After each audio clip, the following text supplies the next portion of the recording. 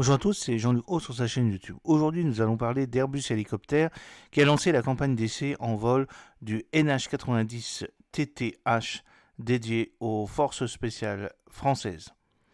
En octobre 2020, la Direction générale de l'armement, la DGA, fit savoir que les contrats de développement de la version Force spéciale FS de l'hélicoptère NH90 TTH avaient été notifiés à NHI Industries, Thales et Safran via le NAEMA, NATO Helicopter Management Agency. À l'époque, il était question d'acquérir 10 exemplaires pour équiper le 4e régiment d'hélicoptères des forces spéciales, le RHFS, de l'aviation légère de l'armée de terre, ALAT. Depuis, cette ambition a été revue à la hausse dans le cadre de la loi de programmation militaire LPM 2024-2030. Ainsi, en décembre dernier, 8 NH90FS ou Standard 2 supplémentaires ont été commandés par la DGA, toujours via le NAEMA. Cela permettra ainsi de transférer les hélicoptères Caracal du 4e RHFS vers l'escadron 167 Pyrénées, lequel fait également partie des unités de l'armée de l'air et de l'espace, mises à disposition du commandement des opérations spéciales, le COS.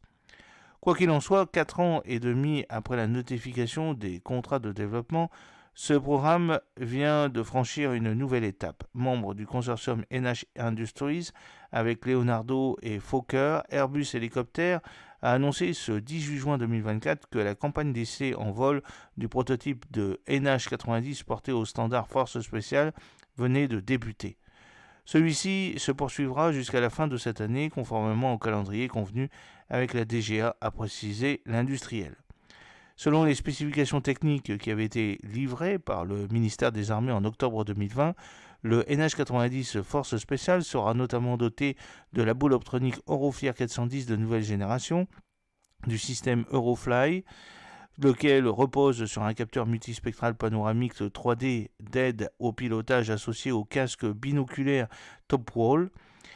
Enfin, la soute sera modifiée de manière à permettre des opérations d'aérocordage avec autoprotection par les portes latérales. Dans son communiqué, Airbus Hélicoptère a indiqué qu'un troisième membre d'équipage prendrait place à bord du NH90FS qui, outre l'Euroflir 410, sera doté d'un nouveau générateur de cartes numériques ainsi que des dispositions mécaniques et électriques dédié au système d'ouverture distribué DAS et d'un affichage numérique de visée monté sur casque HMSD-DD de nouvelle génération en vue d'une future intégration ultérieure et d'ajouter ces systèmes amélioreront les capacités des forces spéciales à opérer dans des conditions très exigeantes. D'ici la fin de cette décennie, la LAT mettra en œuvre 81 NH90 TTH. Les 63 exemplaires actuellement en service ont effectué 50 000 heures de vol au total. J'espère que cette petite vidéo vous a plu. N'oubliez pas de cliquer sur le pouce pour la promouvoir, de vous abonner si ce n'est pas encore fait et de partager cette vidéo sur vos réseaux sociaux. A très bientôt, fidèlement, Jean-Luc Haut.